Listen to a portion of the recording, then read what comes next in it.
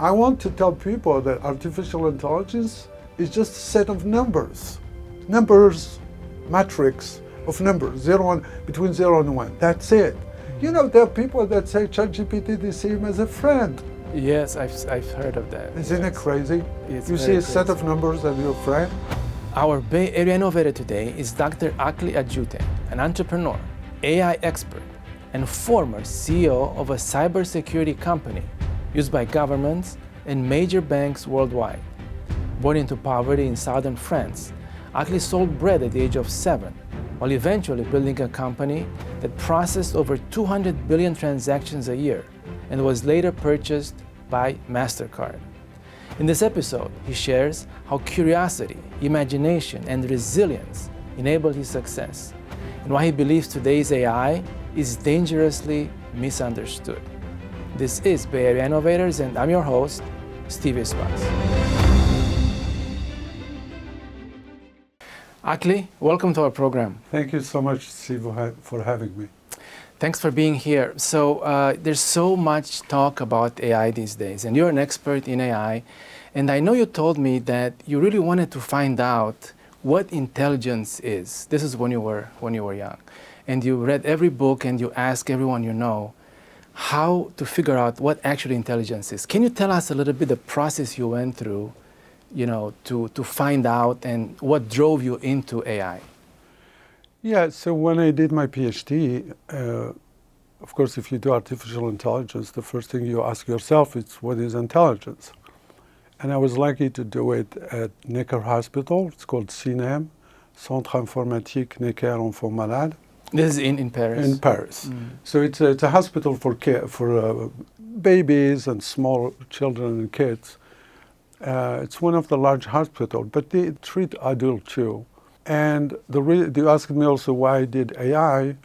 So initially I wanted to do something that's impactful. So I wanted to see if with my PhD I could do something that can help people. So the project that I wanted was like to build some, mimic a doctor and put it in a laptop and send it to Africa. So while doing that, because I was doing artificial intelligence, I started asking people, psychologists, doctors, people, what is intelligence? And everyone, you ask people the same question, you get different responses based on people, the culture, whatever. So basically for me, what I understand in the end, if you ask me what's the definition of intelligence, I would tell you the number one is to be adaptive, like to adapt to new things and to be able to solve new problems. You learn from seeing other people doing it or solving a problem, but the true intelligence is all about being adaptive. What part did curiosity take into your success or into getting to your career to understand what things look like? I think, it's a great question because curiosity always pushes you to see other things, it's discover. I'm curious, I want to discover something. And if you ask me about like the human characteristic that define us versus a machine, I would say you have curiosity, you have imagination, you have intuitions, you have all these emotion things. So I guess I tell people, I had many disadvantages when I was young. I was very poor. My dad was taking things from a boat. And so I lived in an area where things were harsh, very difficult. So I wanted to escape that world. How do I escape? I don't have money, I have nothing. So our mind allow us to be curious, to be thinking, to be imaginative. And even when I built my first company and second company in artificial intelligence, I think the base of my success is being curious. Curious of learning what does not exist, curious of learning, is there a problem that I can solve in a way that would be, again, impactful, valuable, and that's what I did in France with my first company, that we had customers in the banking industry, in the government, military, and in other companies like Solvay and Ron Poulenc, large French corporation, Central Bank of France, Giat Industry, which is a military company.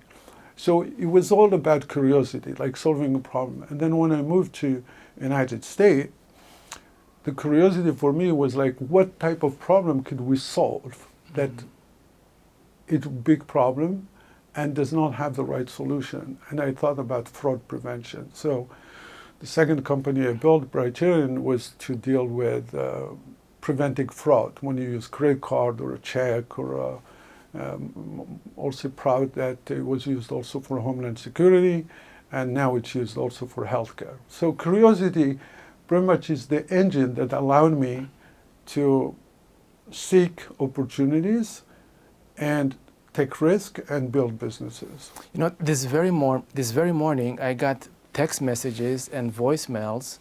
I don't know if it's real or not, saying that my credit card has been used as, in a transaction that I wasn't aware of.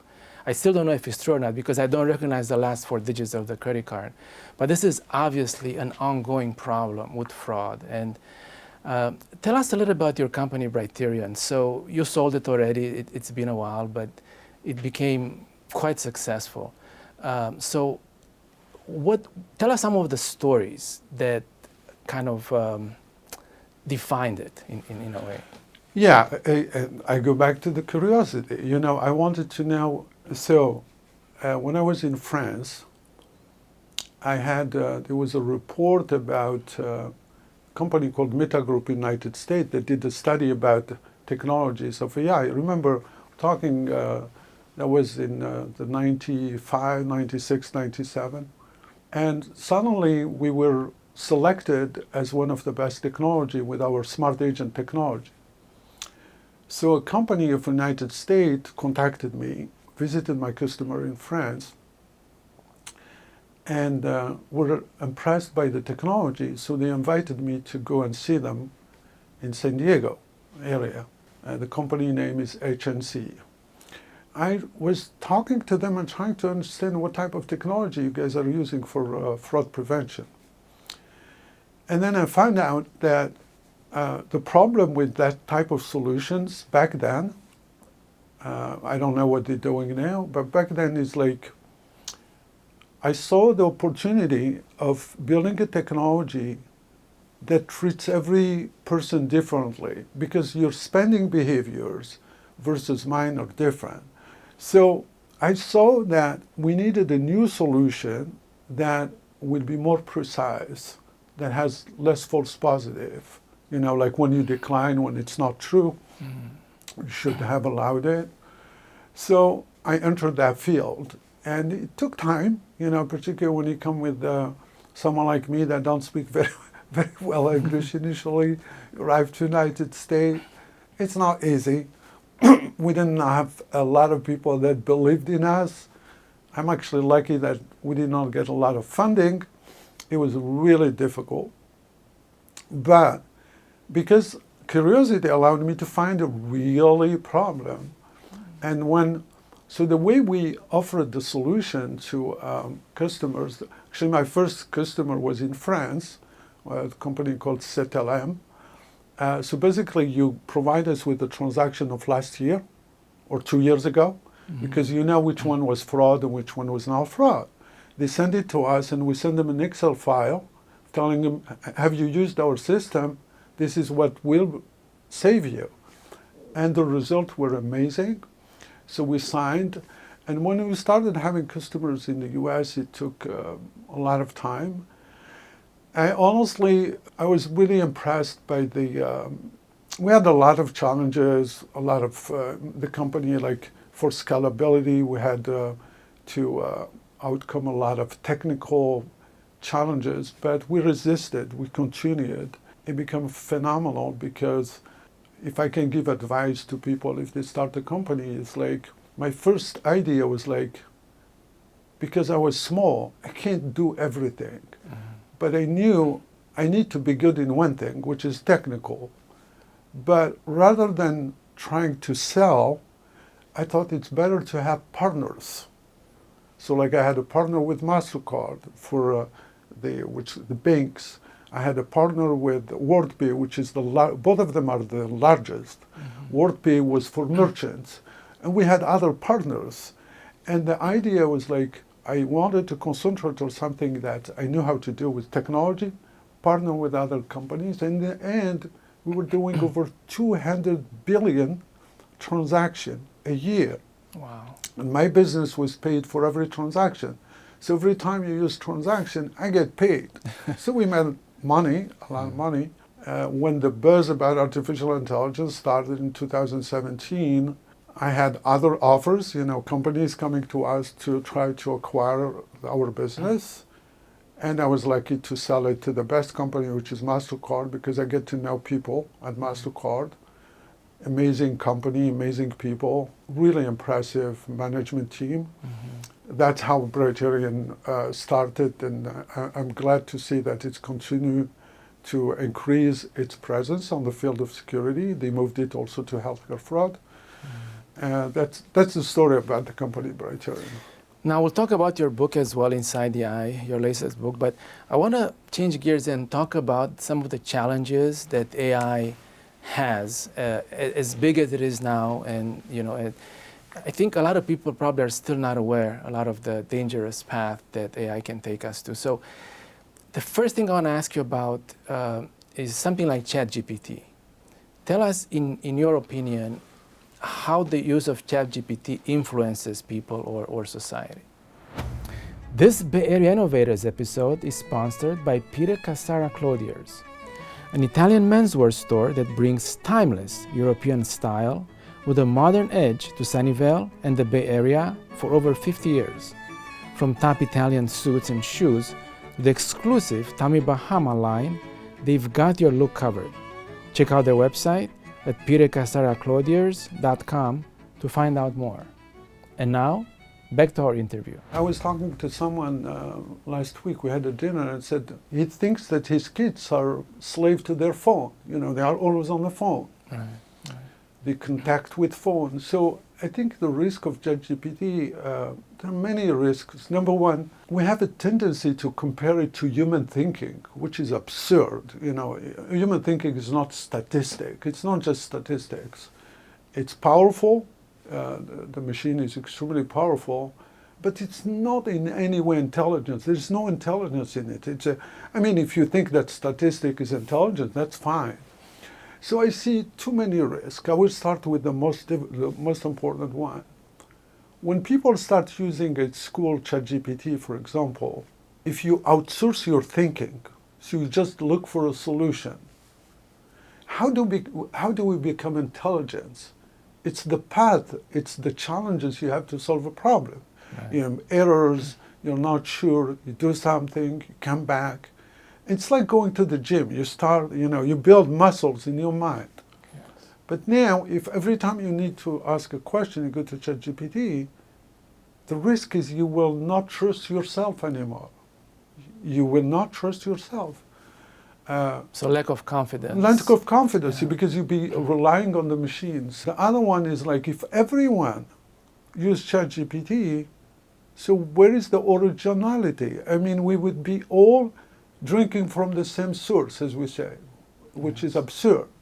Outside that, ChatGPT, we know it hallucinates. It gives you things that make absolute no sense. So if you don't understand the field, and ChatGPT provides you with information, in my book, I explained a lot of some examples about myself. For example, it's not, I was interviewed on, I had people on Wall Street Journal, USA Today, hundreds of other magazines talked about me. Yeah, ChatGPT, and I have a very unique name, Akli.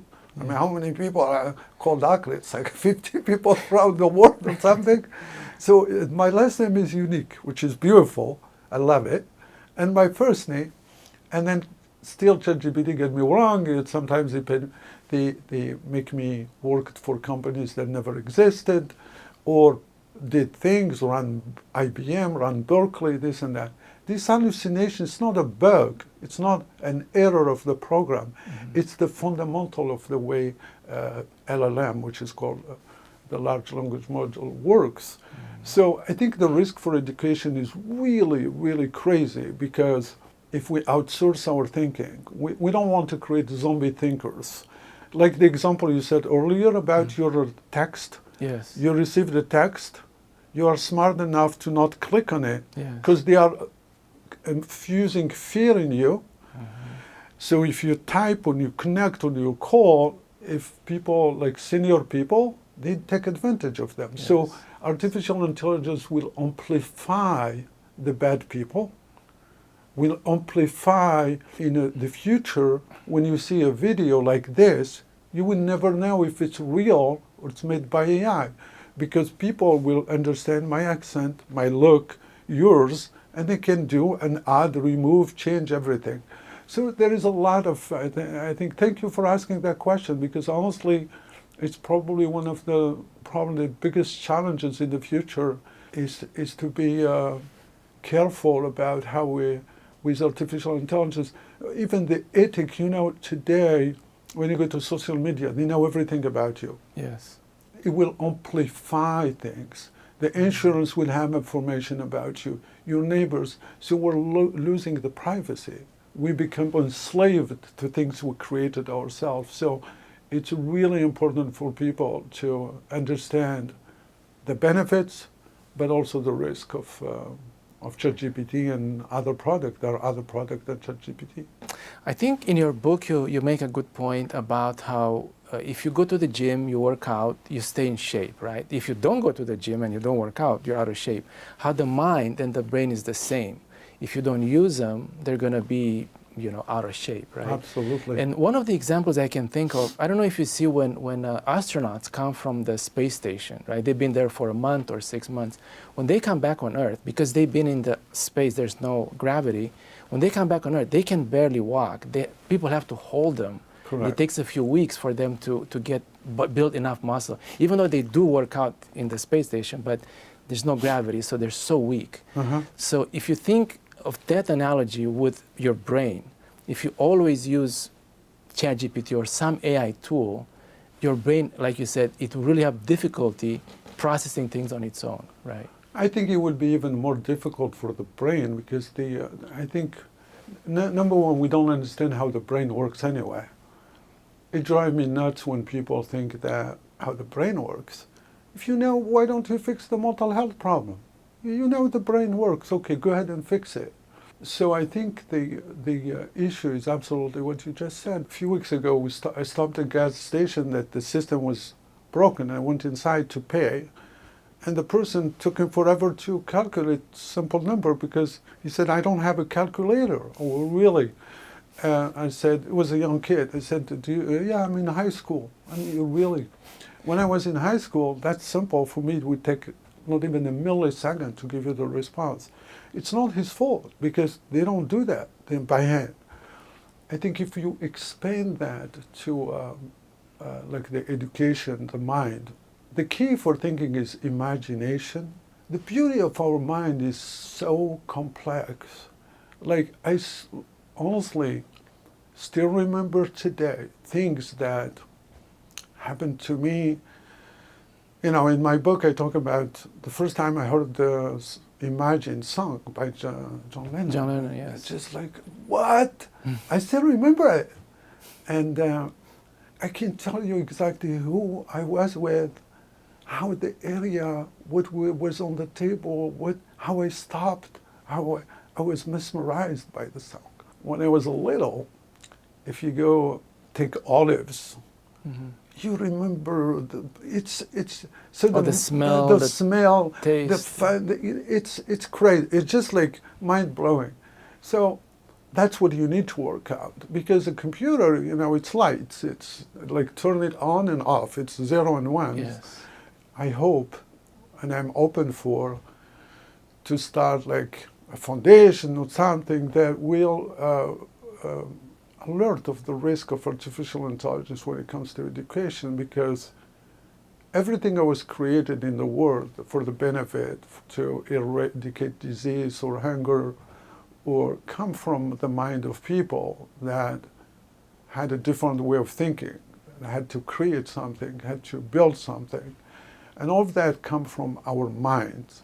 And if we stop using it and we outsource it, I think it would be terrible. Yes. I want to move on to the power that AI uses, and specifically, there's applications and various programs that create art. And we had someone on the program who was telling us, why do we need AI to create art? Because you have an artist, the art created by AI is not going to get to the level of the artist anyway. I mean, it's going to look nice, but it's not going to have that creativity, that imagination that the real person has. At the same time, it creates it uses this huge amount of energy to create that specific piece of art. So why do you think we're using these applications to create art instead of having the actual people do it? Because there's a lot of hype. I don't believe there is any technology that is hyped more than artificial intelligence, for many reasons. Everyone pretends to be an expert in artificial intelligence, even they have no clue what they're talking about. Absolutely no clue. It's like, while building businesses, I like it to teach as a side. It allowed me to talk to brilliant people, intelligent people that ask me questions. The hype about artificial intelligence, because there's a lot of money on it, it's way more hype than nanotechnology. I don't know if you remember. Yes. The only fear I remember is like when, before the year 2000, where they were saying, Y2K. Oh, the world will stop, airplane will explode, train will, the whole, and all these people sold all these hours of nonsense. And the hype about artificial intelligence is like, because remember, AI is nothing, zero, without data. Nothing. It's nothing. AI is a statistic that's useless without data. I don't care if they call it transformer or deep learning with transformers. It's all buzzword, okay? I'm not saying AI is not powerful. I become successful with AI. There are things that AI simply cannot do without stealing the work of other people. So if I ask AI to write a poetry for me, it will let me take a French example, because I learned the poetry in French, like Baudelaire or Rimbaud, famous. She will mix them and bring you something, you'll be like, wow, this is impressive. But it reused, whether it's synonyms or context, with the way ChatGPT works and other, they don't give you the obvious response. When you write a sentence, when they think about the next word, they think about the word that we don't use that much. So it looks more unique, more impressive, because it's probabilities, but they don't give you the number one. They give you the one that below that you don't use. I don't use. So we think it's original. It looks original, but it's just because it's like taking a dictionary or thesaurus and look for all the words that we don't use. You'd be like, this guy's a genius. It's like, so when you take the art, because a computer, again, it's 0 and 1, it copies part of the pictures, The way AI works, just to give you, without going to pictures. Let's suppose you wanted to learn like number 1, 2, 3, 4, 5, 6, 7, 8, and 9, okay? And then we expand that to the pictures. So if you take these numbers and you put them in pixels, matrix, and where there's the writing, you put 1, where there is nothing, you put 0, so you become vectors. Mm-hmm. So that's a layer, the input, like when you give the computer to learn, the algorithm. Uh-huh. And in the end, you want your machine to detect whether it's an 8 or a 9 or 2 or 4. So let's see, for example, a 9. 9 has a loop on the top and a line on the right. Mm-hmm. An 8 has a loop on the top, a loop below. Like number 4 has lines, line, line, line. So what do you want for the AI, how the AI works? Again, if you take the loop itself, it has edges, turn like this, like this. Right. So you take what you learn, and the first layer, you will extract all the edges, because it's numbers, 0, it's between 0 and 1. You create the edges, and the next line, the next level, you want it to show you a loop, and the line you say, this is 9, this is.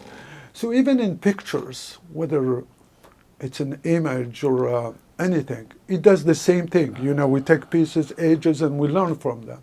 So when you mix them together, you may see an art, but all of it comes from what human did. And I think it's the biggest IP theft ever. It's the biggest IP theft. Interesting, very interesting. Because these artists, Yes. they live, that's their life, you know. Yes. It's just like, we need also to be responsible about what we do. Yes, artificial intelligence is great, but we also talk about the ethics. It's forget the fact that it did it. How many times we heard about global warming before? Oh, global warming, drive an electrical car, global warming. And then artificial intelligence today, every model spends so much energy and water. We don't have water. We don't have water. You know that data centers, all the data centers, Yes. use more electricity than the half of Africa. Wow. See? It's crazy. So the rich can do whatever they want, and the poor African will have no electricity.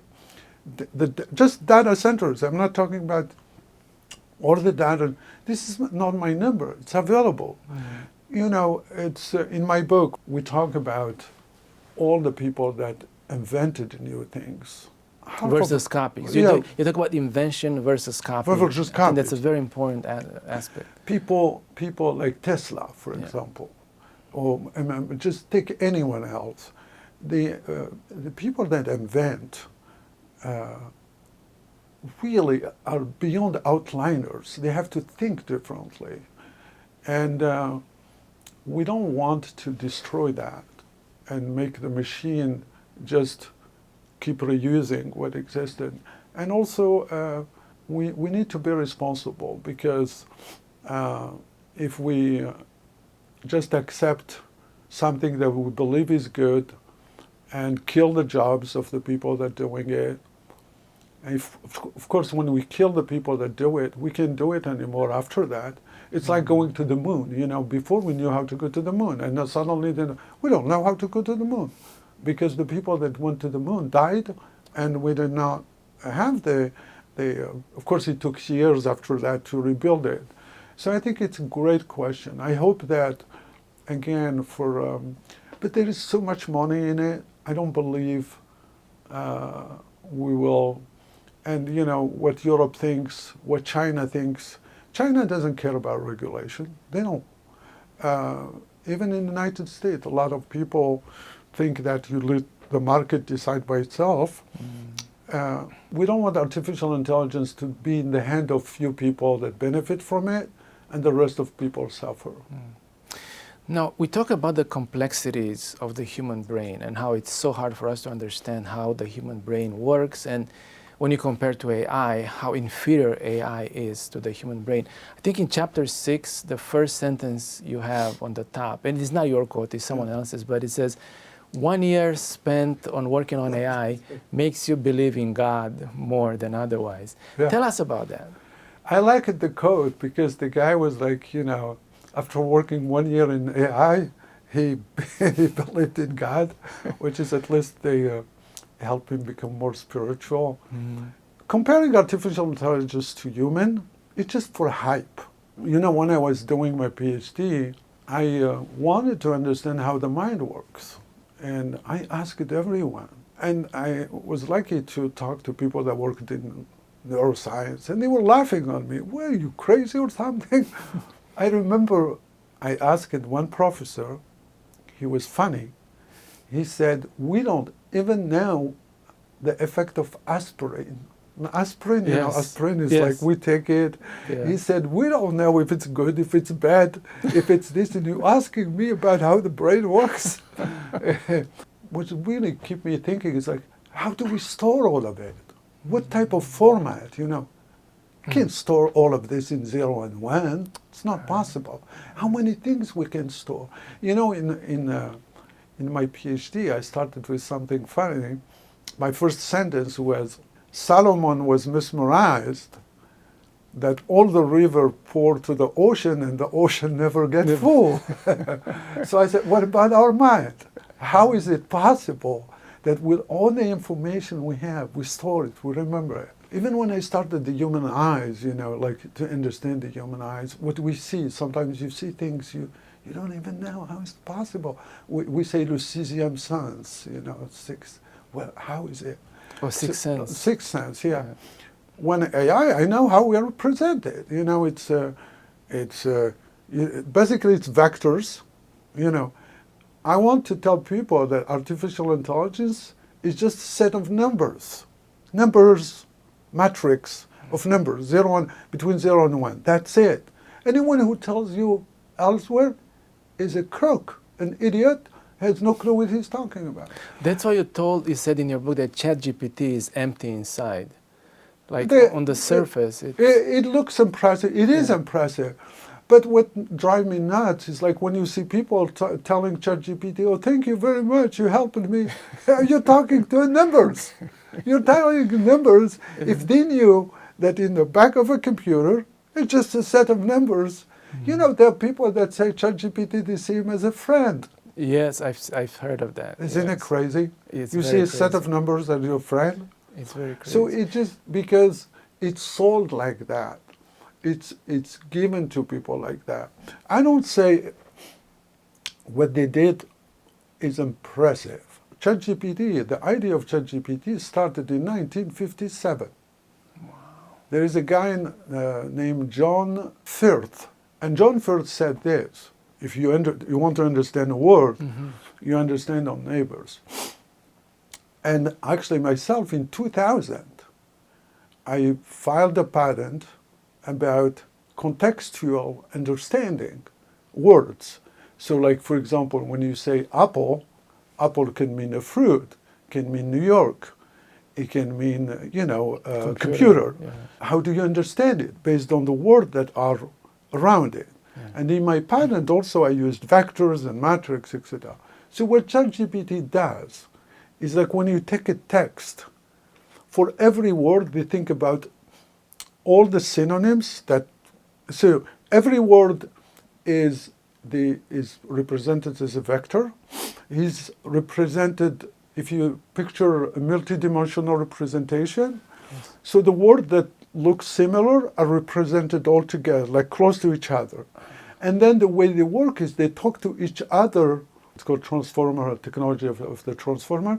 And the words talk to each other to find which one should come next. But when you use a machine, ChatGPT, if you as a human, you calculate, just tell you how much calculation happens. If you calculate, you make 1 billion calculation per second. Huh? A human. You. Let's suppose you. Yeah. You can, suddenly you're magic, you can do 1 billion calculation per second. Mm-hmm. You know how much time, what's the time you need to do all the calculation that the ChatGPT did when they were trained? 2,700 years. Wow. You see?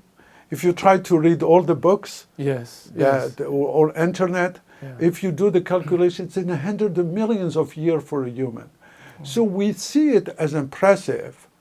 But remember, I said in my book, you and me, when we talk, when we use a word, how many words we know? 3,500? Right. 4,000?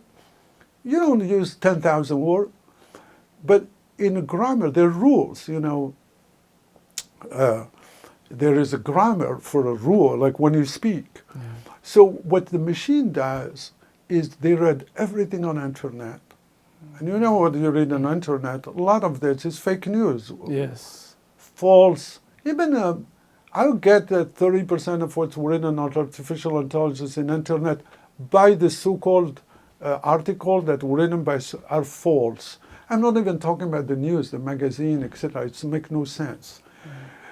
So the hype is what's killing artificial intelligence. You remember in 2015, Facebook, it was in the news. I was driving to San Francisco and I heard on the radio that news saying that, oh my God, Facebook, artificial intelligence is creating in a freaky way its own language that the human don't understand. I think I heard about it. You heard about it? Yes, yes.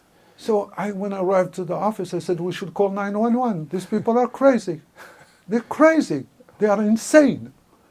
How is it a machine creates its own language that people don't understand? It's absurd. It's like recently you get a CEO that show up and says 50% of the people, of the jobs will be lost to artificial intelligence. Really? Now we talked about this before. It's about the bias that exists in AI or in ChatGPT or whatever. And we expect a tool to not be biased. But you're saying that it will automatically be biased because it follows what happens on the internet or the news or other sources that would be biased. Yeah, this is really an important question, because when people say, how do we turn AI to be non-biased? It's not possible. Why? Because we are all biased. You are not forcing people, because if you learn from internet, you learn from everything. Yes. Okay? And why are we biased anyway? See, when you grow up, when you're born, do you choose your first name or last name? No. Do you choose your parent? No. Do you choose your neighbors? No. Do you choose the church you go to? No. Guess what? You are programmed by that. All your mind is, the seeds are there. Boom, boom, boom, boom, boom. Yeah. So when you grow up, everything you judge is based on that. You see? I grew up different than you. So I have a vision, you have a vision. It's not your fault, it's not mine. Right. Okay? So we are biased. Now, all humans are biased. They do the right things. And the people don't like this because it's yellow, this guy is black, this guy is young, this guy is Christian, Muslim, Jewish. It's stupid, nonsense. Yeah. Okay? So then internet, it's all bias. So computer, artificial intelligence, I repeat it again, I have a PhD and taught it. The AI today does not understand anything, okay? It's impressive what it gives, but it has not the meaning that we have. So because we learn from internet, the internet is full by information created by people that are biased themselves. So automatically it's biased. Yes. It's just the way the world. You cannot go to change it. And I think it's, but we should, the concern I have is about regulation, because Europe, for example, had a regulation before, and now President Macron and others are saying we cannot impose regulation to our companies because for regulation they will not advance, while China can do whatever they want. And of course, in the United States also we have this type of thing. So there's a lot of ethics. I think if people really understood that artificial intelligence would continue to manipulate them, we are being manipulated non-stop by everything. The kids are manipulated non-stop. Everyone is manipulated. And I think artificial intelligence will amplify that, because it will pretty much push you to think something, do something. I'm not talking about you talk about the bias today and how election will be influenced. The day where we will not distinguish what is true versus not true, like the deep fake and all this, we're entering, the hope I have though, that if we enter, which we are anyway, a world where everything, you will not distinguish what's fake versus not fake. I think what will happen is like people would like to be like this, you and me, because I want to be sure that it's real. So maybe it will open more opportunities for people to get together and talk. So I love this technology. I honestly spend all my life in it. I was lucky to follow my intuition at the time where people thought artificial intelligence did nothing. And I became extremely successful with it. So I love this technology, but I want to also alert people about its negative impact. Use the positive and I think the negative will be amplified, that what we see with social media, because we see a lot of kids are depressed, high school, People live the instant, you know, I want everything now. The new generation is scared to be by itself. Can you believe it? They are afraid to be by themselves because, I don't know, they did not grow up. I had no problem being on a tree myself, just by myself. Enjoy the nature, enjoy the thinking, you know, see life. And AI is, with all the billions and billions and billions of dollars that are invested, they will try to make profit from them. How do they make profit from them? By finding a way to sell them. How? By get you to more games or more phones more or use, social media. more manipulation. Absolutely. Now you have a company now. It's a newer company, and then tell us what company you invest. You invest in different companies. How do you look at the companies you invest? Do you invest in AI companies, or it depends? So, if you come to me and say you don't do AI, we invest. So That's unique, right? Yeah. It's a very unique If you show approach. up to me and say, I don't use AI, okay, let's have a lunch. You don't use AI, let's have a lunch. Yeah. Because it's so hyped, like Yes. AI was so hyped, it's crazy. I mean, I get some people, they have no clue what they're talking about when it comes to artificial intelligence. But they put AI in everything. So we, you know, I was lucky Can a toothbrush, right? Some toothbrush as AI to yeah, brush your teeth. I mean, the companies that invested $300 million in a company that deals with dogs with AI, like pet settings with AI. It's crazy. It's just insanity. You have to be insane, or it's not your money to do that. I like to see things positive. Like I invest in healthcare. We invest in AI, in technologies. We invest in fintech. We invest in things that deal with mental health. And for me, the way you select someone, I like people that come from a disadvantaged background, you know, because for me, I had so many disadvantages that allowed me to be successful. See, when you grow up with nothing and you have two choices. Either the bad path, complain and go steal and fight, or the hard but beautiful path. Work hard. Work hard and believe in yourself. I was so lucky to have my grandmother and my parents that believed in me. They never went to school. And they told me, you know, if you work hard, my mother told me, if you work hard, one day you will become a teacher. Because for her, teacher is the most beautiful job. And this is probably why I teach as a side. Yeah. I mean, when she passed away, I cried for 2 weeks. I couldn't stop crying. She just had a big heart and she loves everyone and helped everyone. So I think my goal for investing is to like CEOs that have experience, or if they don't have experience, they understand the value of things. Because if you get someone who shows up because, you know, doesn't matter if I fail, you feel it. It's just when you meet someone, you know if it's real or fake. I would never invest in things like gaming or things that make you get addicted. You can use them over and over. Yes. I would never, ever invest in that. But anything that's positive, impactful, I'm happy not only to invest money, but to provide my experience and connections. Well, you told us a story the other day. You were at your home and you had a plumber doing some work, and then you invited him for lunch or dinner. And what was funny is that you told me you enjoyed that lunch with the plumber more than with the top CEO. Can you tell us what drives you first to invite him to have lunch with you? It's because of my parents. They never...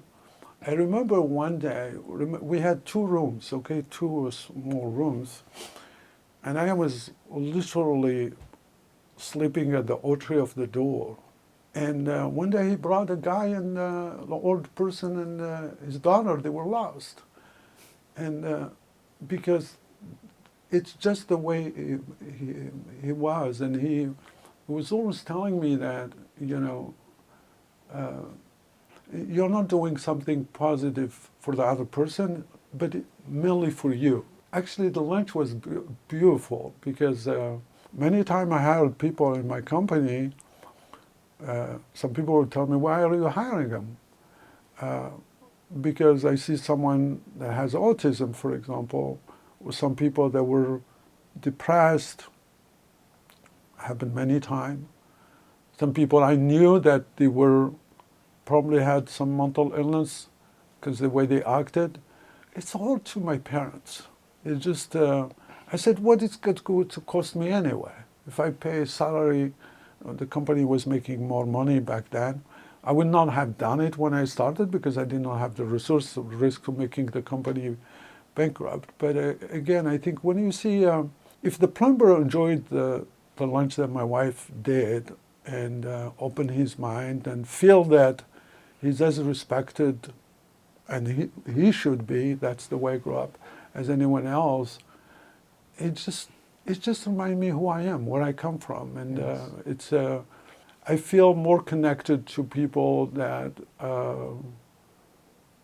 that remind me of my background. And you know, it's interesting because we talk about human values and what we get from family, which is the strongest bond that you can think of. And then we talk about AI, which in so many ways it takes away from that strength. Oh yeah, 100%. See, you're right. You're absolutely right. You just said it in a great way. Mm-hmm. So I'm lucky to have people that believed in me. Mm-hmm. You know, you can't have many, but I do have few friends that you can call me at 3 a.m., 4 a.m. I don't ask questions, they don't ask questions. I have a friend of mine who is a very successful guy. He travels around the world. He was in Australia, and I call him, I always fear when I call, you know, it's just like, maybe he's traveling. Mm. You call him, and he says, I was just thinking about you. Thank you for calling me. Instead of complaining, say, why are you calling me? No, and he meant it. No, it was not during the night. Yeah. Because of that human connections. Right. I get a call from someone in France. I said, he called me for a long time, he never called, he called. So I said, is there anything you need? He said, I just want to hear your voice. You're right, that's the human connection. Yes. AI will never give you that. Akli, thank you so much for your time. I want to see if you have any concluding thoughts, especially to the audience about using AI or tools such as ChatGPT. Number one, and thank you so much for having me. I think it's really amazing what you're trying to do and to get different voices for people to learn from them. The only last thing I would tell your audience is what my grandmother told me, and again, never went to school. She said, just impress yourself. Don't try to impress other people. Impress yourself. And that's the path. That's the sentence that really was like my guiding light all my life. Wow. That's amazing. Thank you so much. Thank you so much. Thank you. Appreciate it. Thank you. Thank you. Thank you for watching another episode of Bay Area Innovators. If you enjoyed this episode and you know someone who should be on our show, please send us an email at sfbay@epochtimes.com. We would love to hear from you. Thank you and see you next week.